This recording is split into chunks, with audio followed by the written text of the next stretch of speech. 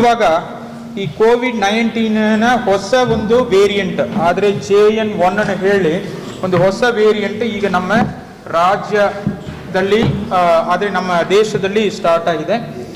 ನಮ್ಮ ರಾಜ್ಯದಲ್ಲಿ ಅಷ್ಟೊಂದು ಇದ್ರ ಬಗ್ಗೆ ಭಯಪಡುವ ಅಷ್ಟು ಒಂದು ಪರಿಸ್ಥಿತಿ ಇಲ್ಲ. ಆದರೆ ಪಕ್ಕದ ರಾಜ್ಯಗಳಾಗಿರುವ ಕೇರಳ ಮತ್ತು ಸ್ವಲ್ಪ ತಮಿಳುನಾಡಲ್ಲಿ ಈ ಒಂದು ಸಮಸ್ಯೆ ಈಗಾಗಲೇ ಕಂಡು ಬರುವುದರಿಂದ ನಮ್ಮ ರಾಜ್ಯದಲ್ಲಿ ಕೂಡ ಇದ್ರ ಬಗ್ಗೆ ಬಹಳಷ್ಟು ಮುನ್ನೆಚ್ಚರಿಕೆ ಕ್ರಮಗಳು ಕೈಗೊಳ್ಳಲಿಕ್ಕೆ ಕರ್ನಾಟಕ ಸರ್ಕಾರದ ಆರೋಗ್ಯ ಮತ್ತು ಕುಟುಂಬ ಕಲ್ಯಾಣ ಇಲಾಖೆಯಿಂದ ನಮಗೆ ಕೆಲವೊಂದು ಸುತ್ತೋಲೆಗಳು, ಕೆಲವೊಂದು ಗೈಡ್ಲೈನ್ಸ್ ಬಂದಿದೆ.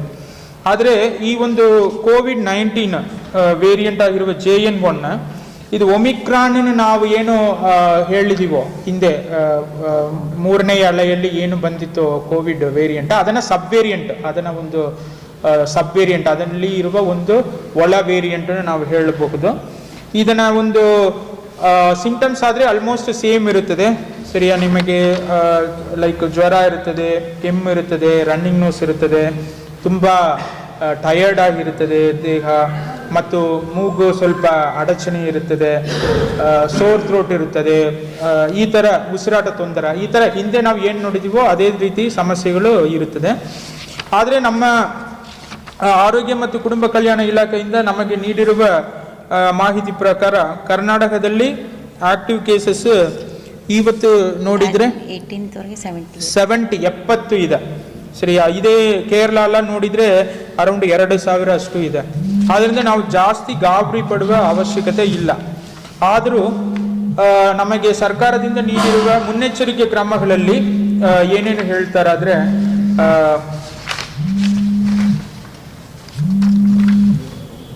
ಎಲ್ಲ ಹಿರಿಯ ನಾಗರಿಕರು, 60 ವಯಸ್ಸಿಗೂ ಮೇಲ್ಪಟ್ಟ ಎಲ್ಲ ಹಿರಿಯ ನಾಗರಿಕರು, ಮತ್ತೆ ಕೋಮಾರ್ಬಿಡಿಟೀಸ್ ಇರುವವರು, ಕಿಡ್ನಿ ಫೇಲ್ಯೂರ್, ಹೃದಯ ಒಂದು ಸಮಸ್ಯೆ ಇರುವವರು, ಲಿವರ್ ಸಮಸ್ಯೆ ಇರುವವರು, ಅದೇ ರೀತಿ ಗರ್ಭಿಣಿಯರು, ಎದೆ ಹಾಲುಣಿಸುವ ತಾಯಂದಿಯರು, ಕೊರೋನಾದಿಂದ ಆಲ್ರೆಡಿ ಕೊರೋನಾಕ್ಕೆ ಒಳಪಟ್ಟು ಮತ್ತೆ ಮೀಲು ಬಂದವರು, ಈ ಥರ ಯಾರ್ಯಾರೆಲ್ಲ ಸ್ವಲ್ಪ ಸೆನ್ಸಿಟಿವ್ ಇದ್ದಾರೋ ಅವರೆಲ್ಲ ಸ್ವಲ್ಪ ಮಾಸ್ಕ್ ಧರಿಸಬೇಕು ಹೇಳಿದ್ದಾರೆ. ಅದೇ ರೀತಿ ಜ್ವರ, ಕೆಮ್ಮು, ನೆಗಡಿ ಇತ್ಯಾದಿ ವಿಚಾರಗಳು, ಲಕ್ಷಣಗಳು ಇರುವವರು ಇಮಿಡಿಯೇಟ್ಲಿ ವೈದ್ಯಕೀಯ ಸಲಹೆಯನ್ನು ಪಡೆಯಬೇಕು. ತೀರಾ ಸಮಸ್ಯೆ ಇದ್ರೆ ಅವರಿಗೆ ಟೆಸ್ಟಿಂಗ್ ಕೂಡ ಮಾಡಬೇಕು.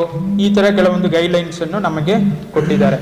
ಅದೇ ರೀತಿ ಟೆಸ್ಟಿಂಗ್ ಬಗ್ಗೆ ಮಾತಾಡುವಾಗ ಮಹಾರಾಷ್ಟ್ರದಲ್ಲಿ ಇವತ್ತು ಡೇಟ್ಗೆ ಯಾವುದು ಇನ್ಫೆಕ್ಷನ್ ಅಷ್ಟೊಂದು ಕಂಡು ಬರುವುದಿಲ್ಲ. ಇವತ್ತು ಡೇಟ್ ಎಷ್ಟಿದೆ ಮಹಾರಾಷ್ಟ್ರದಲ್ಲಿ? ಮಹಾರಾಷ್ಟ್ರದಲ್ಲಿ ಆಕ್ಟಿವ್ ಕೇಸಸ್ 12 ಅಷ್ಟೇ ಇತ್ತು. ಈವನ್ ನಮ್ಮ ಕರ್ನಾಟಕಕ್ಕಿಂತ ಕಡಿಮೆನೇ ಇದೆ. ಅದೇ ರೀತಿ ಗೋವಾ ರಾಜ್ಯದಲ್ಲಿ 22 ಇದೆ. ಸೊ ಒಟ್ಟಾರೆ ನೋಡಿದರೆ ತುಂಬ ಕಡಿಮೆ ಒಂದು ಇನ್ಫೆಕ್ಷನ್ ಕಂಡು ಬರುತ್ತದೆ ಉಳಿದ ರಾಜ್ಯಗಳಲ್ಲಿ ಕೂಡ. ಆದರೂ ಸಹ ನಾವು ಬಾರ್ಡರಲ್ಲಿ ಮತ್ತೆ ಮುಂದಿನ ದಿವಸಗಳಲ್ಲಿ ಚೆಕ್ ಮಾಡುವ ಅವಶ್ಯಕತೆ ಬಂದರಲ್ಲಿ ಹಿಂದೆ ಹೇಗೆ ಮಾಡಿದೀವೋ ಆ ರೀತಿ ಬಾರ್ಡರಲ್ಲಿ ಕೂಡ ನಾವು ಟೆಸ್ಟಿಂಗಿಗೆ ಶುರು ಮಾಡುತ್ತೀವಿ. ಈಗ ಅಷ್ಟೊಂದು ಸೀರಿಯಸ್ನೆಸ್ ಇಲ್ಲ.